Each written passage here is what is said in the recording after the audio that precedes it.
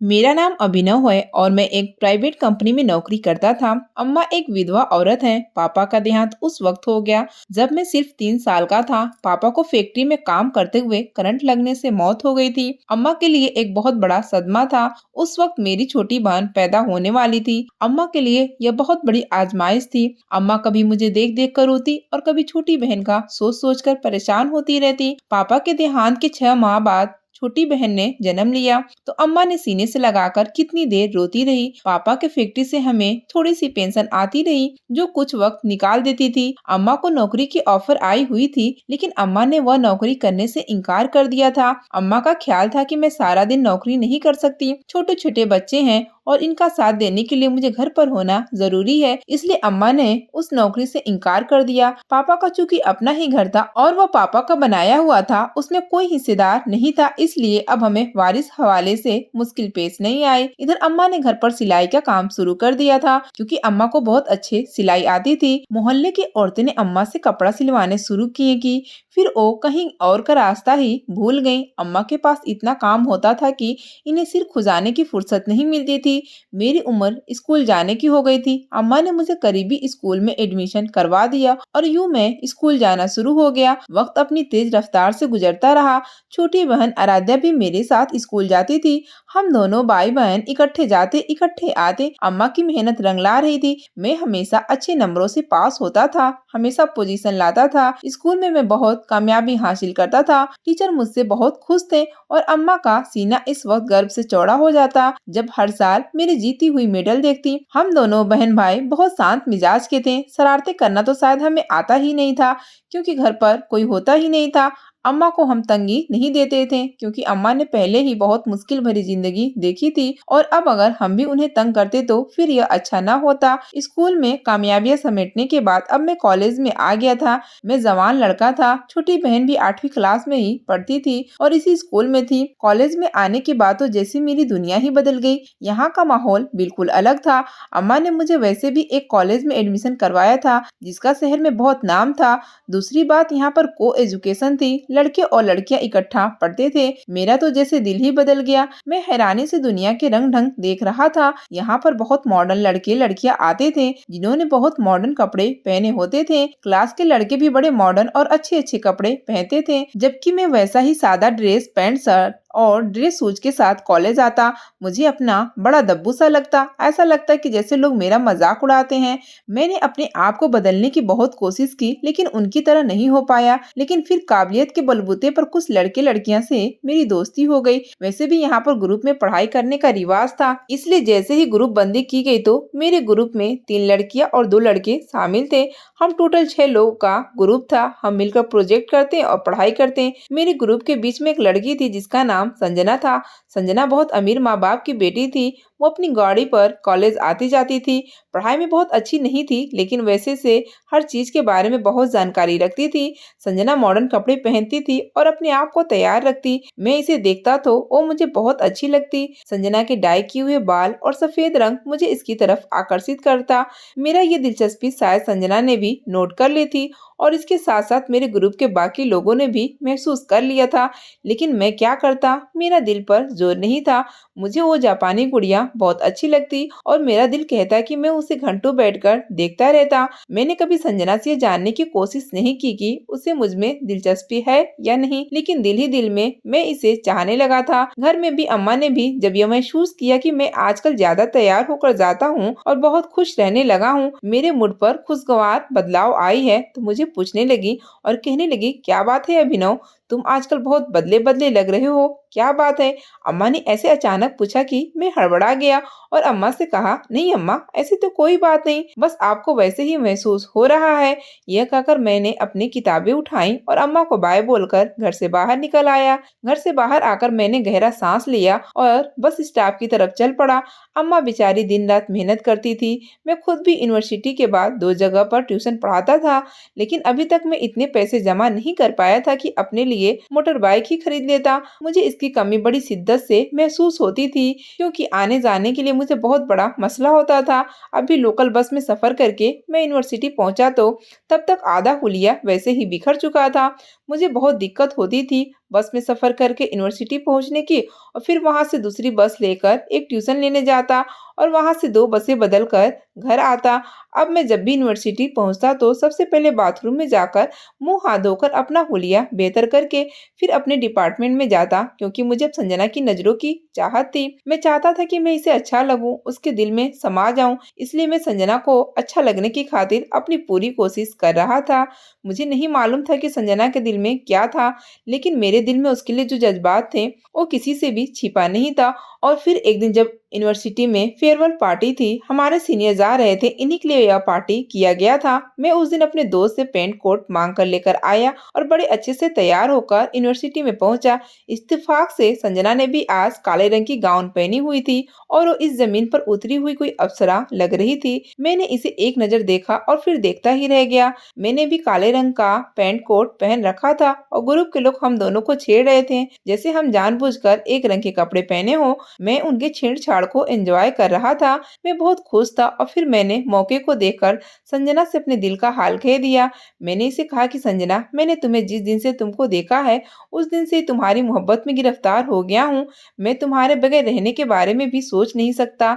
अब ये तुम पर है कि तुम मेरी मोहब्बत को कबूल करो या इससे इनकार कर दो। लेकिन शायद संजना के दिल में भी मेरे लिए जज्बात थे, इस वजह से वो सिर्फ मुस्कुराती और कहने लगी, अभिनव, तुम इस राह में अकेले नहीं हो, मैं भी तुम्हारे साथ हूँ। संजना का इतना इकरार ही मेरे लिए बहुत था और फिर हम दोनों की मोहब्बत के कहानी नए अंदाज से शुरू हुई। अब अक्सर संजना मेरे लिए कोई ना कोई तोहफा लेकर आती और मैं भी इसे कुछ ना कुछ देने की कोशिश करता, मगर वो तो मेरे लिए बहुत ब्रांड चीजें लेकर आती, महंगे महंगे शर्ट पैंट और घड़ियां यूं ही तोहफे में लेकर आती। मैं इसे बहुत मना करता, लेकिन वो मेरी एक न सुनती थी और यही कहती कि मैं चाहती हूँ कि तुम भी अच्छे से अच्छा और महंगे से महंगा कपड़ा पहनो।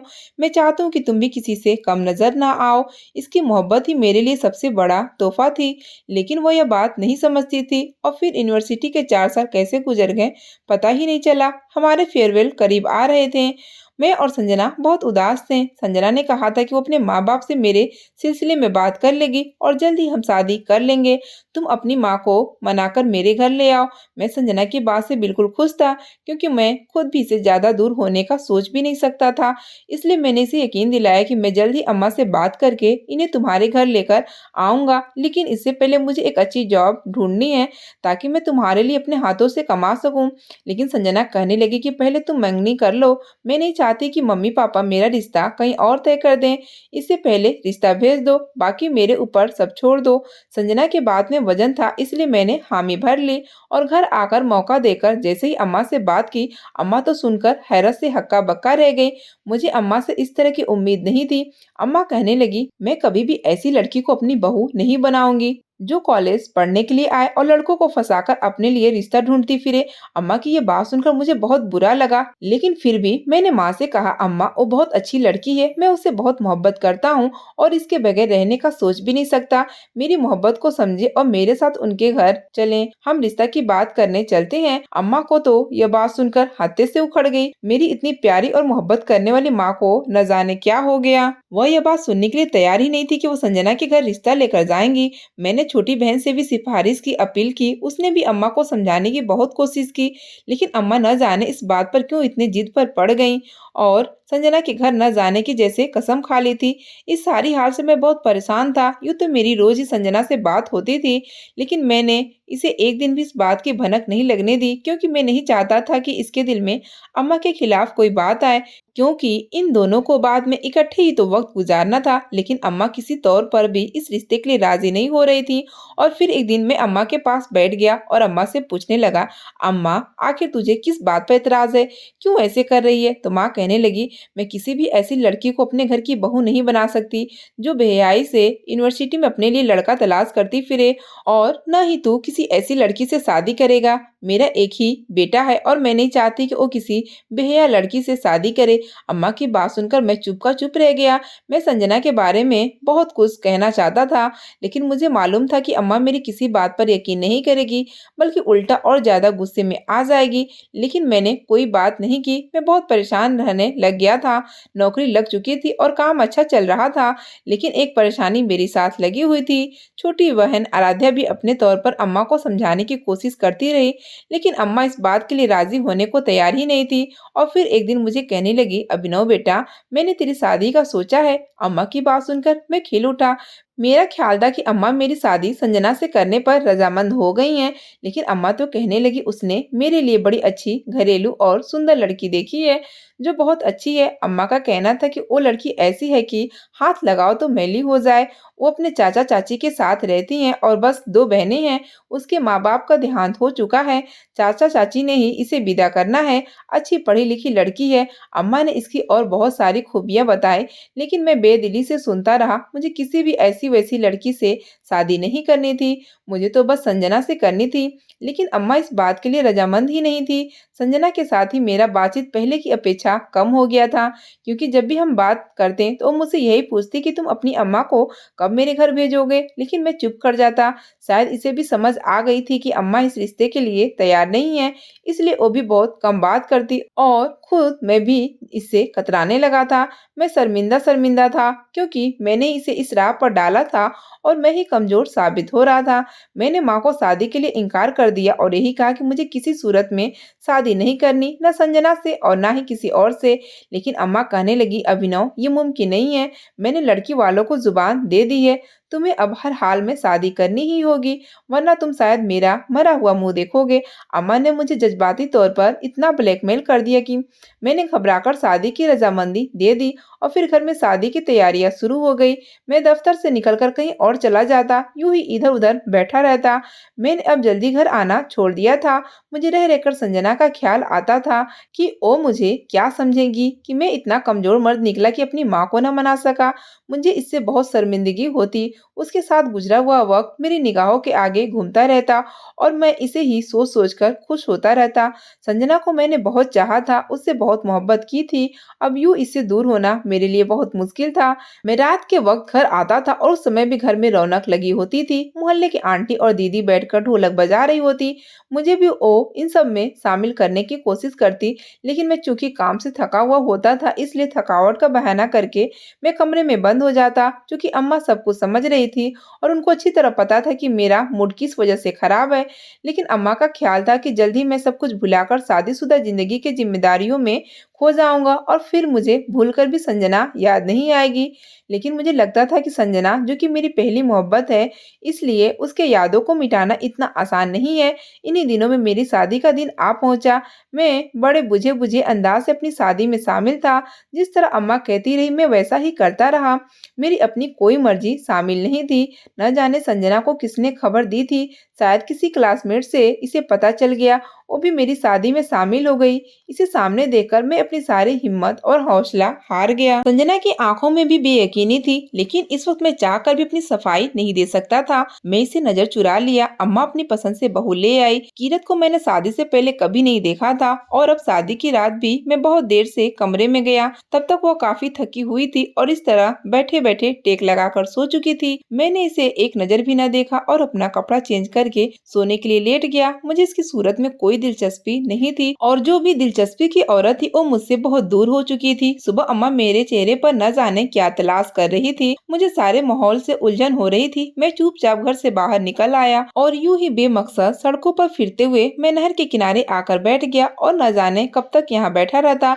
अगर जो फोन की घंटी न बजती, मोबाइल की घंटी ने मेरी सोच का रुख मोड़ दिया और मैंने बेध्यानी ही में फोन उठाया तो दूसरी तरफ अम्मा थी और घर आने के बारे में कह रही थी। आज शादी का फंक्शन और हालांकि मुझे इस वक्त इस फंक्शन में कोई दिलचस्पी नहीं थी, लेकिन इसी तरह सुस्ती से चलता हुआ घर चला आया। मेरी बीवी कीरत एक दिन के लिए अपने मायके चली गई। मैं उस रात जल्दी कमरे में जाकर सो गया। अगले दिन अम्मा ने मुझे तैयार होने के लिए कहा और कहा कि कीरत को लेने जाना है, लेकिन मेरा कोई इरादा नहीं था। मैंने माँ को साफ साफ मना कर दिया और कहा कि मुझे दफ्तर में बहुत काम है, मैं छुट्टी नहीं कर सकता, मैं दफ्तर जाऊंगा। मैं माँ को गुस्से से कहता हुआ कमरे में आकर तैयार होने लग गया और दफ्तर के लिए निकल गया। न जाने किरत को कौन लेकर आया मुझे नहीं पता और ना ही मुझे इसमें कोई दिलचस्पी थी। मैं जब घर आया तो वो घर आ चुकी थी। उसने मुझे धीरे से नमस्ते किया तो मैंने सर के इशारे से जवाब देता कमरे में आ गया। मुझे उस वक्त बेपनाह दुख हो रही थी। अभी मैं यही चाहता था कि वो कुछ दिन अपने मायके में ही रहे, लेकिन शायद अम्मा इसे खुद ही जाकर ले आई। मैं कमरे में आकर इधर उधर टहलने लगा।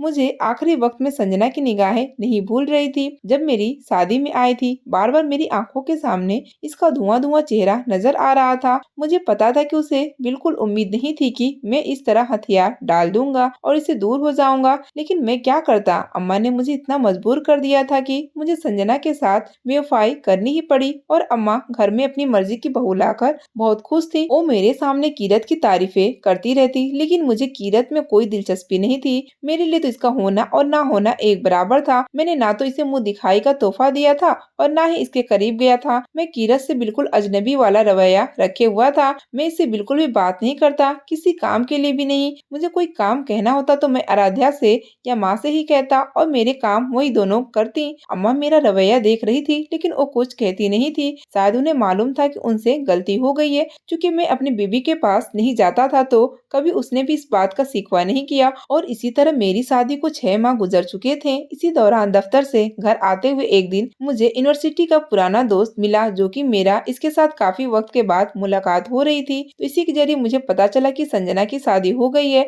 और वो इंग्लैंड चली गई है। उसने मुझे बताया तो मेरा दिल जैसे टूट सा गया। मुझे जैसे अभी भी एक उम्मीद थी कि शायद संजना ने शादी नहीं की होगी। मैं बुझ सा गया और घर आकर भी हालत सही नहीं हुई। अम्मा ने न जाने क्या कहा, मैंने सुना ही नहीं। तो अम्मा मुझ पर गुस्सा करने लगी और कहने लगी तुम्हें क्या हो गया है, जब से तुम्हारी शादी हुई है तुम इसी तरह नाराज नाराज और गुमसुम से रहते हो, क्या मसला है। यह कहते हुए वो रो दी, लेकिन मेरे पास उस वक्त इन्हें हौसला देने के लिए भी नहीं था। मैं चुपचाप वहाँ से उठा और घर से बाहर निकल आया। मेरा घर में बैठने को दिल नहीं कर रहा था। संजना का चेहरा बार बार निगाहों के सामने आ रहा था और मैं अपने बीते हुए दिनों को सोच सोच कर खुद को खुश कर रहा था। मैं सड़क के किनारे चल रहा था कि अचानक मेरे करीब गाड़ी की ब्रेक लगी और मैं चौंक उठा। गाड़ी में उस वक्त मेरा पुराना दोस्त बैठा हुआ था। उसके साथ कभी कभी मुलाकात हो जाती थी। अच्छे घर का लड़का था और अय्याज किस्म का लड़का था। उस वक्त गाड़ी में बैठा हुआ था। मुझे सड़क के किनारे चलता देखा तो गाड़ी रोक दी। कहने लगा क्या बात है, कहाँ जाना है, मैं छोड़ देता हूँ। मैंने कहा नहीं, जाना तो कहीं नहीं,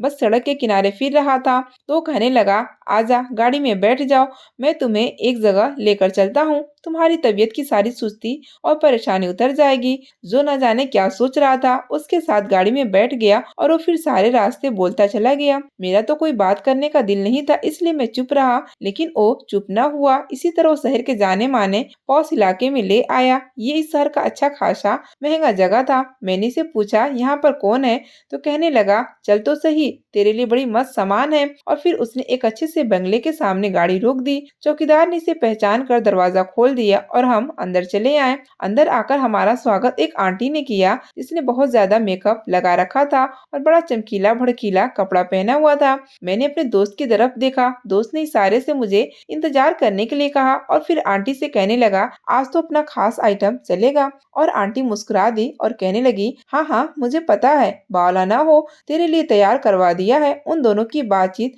मुझे बहुत अजीब सी लग रही थी। इतने में सामने एक लड़की दिखाई दी, जिसे देखकर मैं अपनी जगह से सही मायनों में उछल पड़ा। मुझे उम्मीद नहीं थी कि वो यहाँ पर हो सकती है। मैं हैरत से हक्का बक्का उसे देखता रहा। वो कोई और नहीं बल्कि मेरी नेक और अच्छी बीवी थी। मैं बेशक इससे बेगाना था, लेकिन मैं इसे अच्छी तरह पहचानता था। वो मेरी बीवी किरत ही थी, लेकिन उस वक्त वो अपने किरदार में थी। उसने मुझे न पहचानने की अदाकारी बरकरार रखी और फिर मेरे ही दोस्त के साथ अंदर कमरे में बंद हो गई। मैं उसी वक्त उल्टे कदमों भागता हुआ घर चला आया। मुझे सब्र नहीं हो रहा था। मैं देखना चाहता था कि वाकई वो किरत थी या फिर कोई और थी। मैं जैसे ही घर आया तो सीधा अपने कमरे में भाग कर गया। कमरे में देखा तो बेड पर किरत सो रही थी। मैं हैरत से देखता रह गया। मेरी नजरें इतना बड़ा धोखा नहीं खा सकती है। मैंने जिसे इस कोठे पर देखा वो किरत ही थी और अब जो बिस्तर पर थी वो भी किरत ही थी। आखिर ये क्या हो रहा था।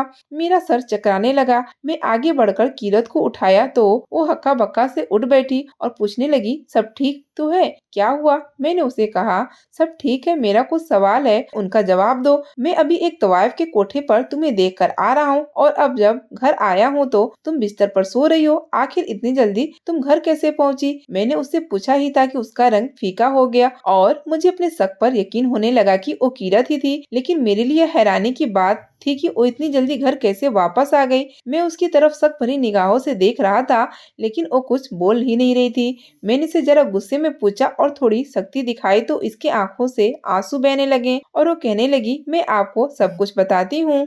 आपने जिसे आज कोठे पर देखा वो मैं नहीं थी, बल्कि मेरी एक जुड़वा बहन थी। किरत ने भी इतना ही कहा था। मैंने चौंक कर उसे देखा और कहा, कौन सी बहन? कैसी बहन? मैंने तो आज तक तुम्हारी बहन देखी ही नहीं और ना ही मुझे इसके बारे में पता है। लेकिन वो कहने लगी, मेरा यकीन करें, वो वाकई मेरी जुड़वा बहन थी, क्योंकि हमारे माँ बाप का बचपन में ही देहांत हो गया था। हम चाचा चाची के पास रहते थे और वहीं पर जवान हुए थे। हम अपने पापा की दो बेटियां थी। हम जरा जवान हुए तो मेरी एक बहन जिसका नाम अंजू था, उसने मोहल्ले के एक लड़के के साथ दोस्ती कर ली। वह हर वक्त छत पर चढ़े रहती, उससे बातें करती रहती। मैंने उसे बहुत समझाया, मना किया, लेकिन वो बाज नहीं आई। उसका कहना था कि उससे मोहब्बत है, इसलिए मैं उसे छोड़ नहीं सकती, जबकि मुझे वो अच्छा नहीं लगता था। लेकिन मेरी बहन बाज नहीं आई और वह लगातार उस लड़के के टच में रहती थी। चाचा चाची को इस बात की खबर नहीं थी। अभी तक इस बारे में पता नहीं चला था, क्योंकि चाची ऊपर नहीं आ सकती थी और चाचा वैसे ही अपने काम पर होते थे। मैं अंजू को बहुत बार मना कर चुकी थी, लेकिन वो बाज नहीं आती थी। चाचा चाची ने अब हम दोनों बहनों का रिश्ता ढूंढना शुरू कर दिया। उनका ख्याल था कि जल्द ही दोनों बहनें के फर्ज अदा कर दे और फिर वो तीर्थ यात्रा पर जाना चाहते थे। लेकिन किस्मत को यह मंजूर नहीं था। अंजू ने साफ इनकार कर दिया और कहने लगी, अगर शादी करनी है तो सिर्फ विक्की से, इसके अलावा वो किसी से शादी नहीं करेगी। चाचा तो विक्की का नाम सुनकर ही हत्थे से उखड़ गए और कहने लगे, मैं कभी भी तुम्हारा हाथ इस बदमाश विक्की के हाथ में नहीं दूंगा और तुम भी इसका ख्याल दिल से निकाल दो। हम शरीफ लोग हैं और शरीफों में ही बेटी देंगे। लेकिन अंजू तो बहुत जिद्दी वाली और नचड़ी थी। उसने चाचा के इनकार के बावजूद विक्की के साथ ही बातचीत करती रही। चाचा ने जैसे एक जगह अंजू का रिश्ता पक्का करना चाहा, अंजू विक्की के साथ घर से भाग गई। वो रात हम लोगों के लिए बहुत भारी थी। मैं और चाचा चाची सारी रातें जागते रहे कि शायद अंजू वापस आ जाए। लेकिन उस रात की बजाय ये रात ज्यादा खौफनाक थी, जब सारे मोहल्ले को अंजू की इस हरकत के बारे में पता चल गया। हर कोई अपनी जुबान बोल रहा था और अंजू को बुरा भला कह रहा था। ये सारी परिस्थितियां मेरे लिए बहुत तकलीफ दे थी। मैं रो रो कर निढाल हो गई थी। अंजू का कहीं कुछ पता नहीं था और विक्की भी गायब था। चाचा बहुत गुस्से में थे, लेकिन उसके साथ साथ उन्हें अंजू की इस हरकत पर दुख था और वो रोते रहते और यही कहते कि वो अपने भाई को मरने के बाद क्या मुंह दिखाएंगे। मोहल्ले वालों ने अलग हमारा जीना मुश्किल कर रखा था। सारा दिन कोई न कोई घर में आया करता और अंजू के बारे में कुरेद कुरेद के सवाले करते। हमें तो खुद इस बारे में कुछ खबर नहीं थी कि इन्हें क्या बताते। कुछ दिन इसी तरह गुजर गए कि एक दिन चाचा को विक्की मोहल्ले में नजर आ गया तो चाचा विक्की के पास पहुंच गए और उसे एक जोरदार थप्पड़ मारा और इस थप्पड़ के लिए वो तैयार नहीं था और नीचे जा गिरा और वो गुस्से में चाचा को देखने लगा। वो भी चाचा को मारने के लिए आगे बढ़ा, लेकिन वहां पर मौजूद लोगों ने बीच बचाव कर लिया। चाचा ने उसे अंजू के बारे में पूछा, लेकिन उसका जवाब सुनकर चाचा के पैरों तले से जमीन खिसक गई। वह कहने लगा, मुझे तो किसी अंजू का नहीं पता। कौन अंजू? कैसी अंजू? वो किसी अंजू को नहीं जानता। चाचा कितनी देर से बेयकीनी नजरों से देखते रहे और उससे अंजू के बारे में पूछते रहे, लेकिन विक्की ने मुंह से एक शब्द नहीं निकाला। कुछ दिन इसी तरह गुजर गए। विक्की मोहल्ले में पहले की तरह दंदनाता फिर रहा था, जबकि अंजू का कुछ पता नहीं था। फिर एक दिन चाचा को विक्की के ही बंदे ने चोरी छुपे बताया कि विक्की ने अंजू को किसी कोठे वाले को बेच दिया है और इसके पैसे ले लिए हैं। चाचा को यह बात सुनकर बहुत सदमा लगा और वो बिस्तर पकड़ लिए। हमें अंजू के बाद अब चाचा की फिक्र हो गई, लेकिन शुक्र है कि हमारी दवाओं के साथ चाचा जल्दी ही ठीक हो गए। इसके बाद चाचा ने अंजू की तलाश चोरी चोरी तो जारी रखी, लेकिन मेरे लिए अब रिश्ता ढूंढना शुरू कर दिया और फिर जल्दी आपके साथ मेरा रिश्ता तय कर दिया गया और हमारी शादी हो गई। मुझे आपकी मोहब्बत के बारे में सब कुछ पता था। मैं जानती थी कि आप संजना से मोहब्बत करते हैं, लेकिन आपकी अम्मा नहीं मानी। मैं इंतजार में चुपचाप आपके साथ वक्त गुजार रही थी। मैं चाचा चाची को अपनी तरफ से कोई दुख नहीं देना चाहती थी, क्योंकि वो पहले अंजू की तरफ से बहुत परेशान थे। कीरत ने सारी कहानी सुनाई तो मैं भी जैसे अंदर तक हिल सा गया था। मुझे भी एहसास हुआ कि मैं कीरत के साथ कितनी अत्याचार कर रहा हूँ। संजना की मोहब्बत मुझे मिल नहीं सकी, लेकिन अब किरत के साथ भी ऐसा रवैया रखना भी सही नहीं है और वो बेचारी मेरे साथ चुपचाप करके वक्त को गुजार रही है। इसका तो इस सारे मामले में कोई कसूर नहीं है और फिर अब संजना की तो शादी भी हो गई है और वो अपने घर में खुश है। यह सोचकर मैंने किरत का हाथ थाम लिया और इसे कहने लगा, मुझे माफ कर दो, मैंने तुम्हारे साथ बहुत अत्याचार की है, तुम्हें मेरे साथ बहुत कुछ बर्दाश्त करना पड़ा, लेकिन अब नहीं, अब मैं बदलूंगा और देखना एक दिन तुम्हारी मोहब्बत मेरे दिल पर राज करेगी। लेकिन तब तक तुम सब्र के साथ मेरा साथ देना और मेरी हिम्मत बढ़ाते रहना। मैंने किरत से कहा तो वह नम आंखों के साथ मुस्कुरा दी और कहने लगी, मैं हर मुश्किल में आपके साथ हूँ, आप हमेशा मुझे अपने साथ पाएंगे। यह कहकर उसने मेरे कंधे पर हाथ रख दिया और मैं इत्मीनान हो गया। कहानी पसंद आई तो वीडियो को लाइक करें और ऐसी अच्छी कहानियाँ सुनने के लिए चैनल को सब्सक्राइब करें।